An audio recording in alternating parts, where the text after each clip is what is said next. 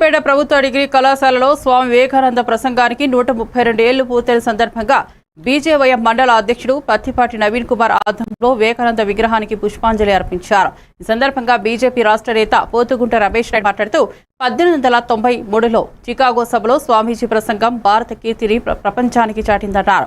కార్యక్రమంలో కళాశాల ప్రిన్సిపాల్ పురుషోత్తం, ఇతర నేతలు, విద్యార్థులు పాల్గొన్నారు. ఇనుమడింపు చేసిన రోజు ఈరోజు.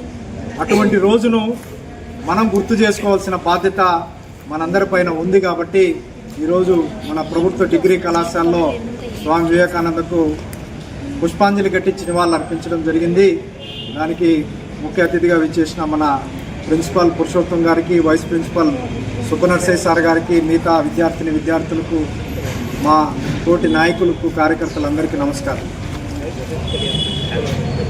స్వామి వివేకానంద మనకు తెలుసు 1863 జనవరి 12వ తారీఖున జన్మించారు. మరి 1893 అంటే 30 సంవత్సరాలకి వారు అమెరికాకి వెళ్ళారు. మరి అమెరికా వెళ్ళిన తర్వాత ఇందాక సార్ చెప్పినట్టు ఆయన కాషాయం గుడ్డలు వేసుకొని ఒక మూల కూర్చోంటే మనకు మాట్లాడడానికి అవకాశం ఇవ్వలేదు.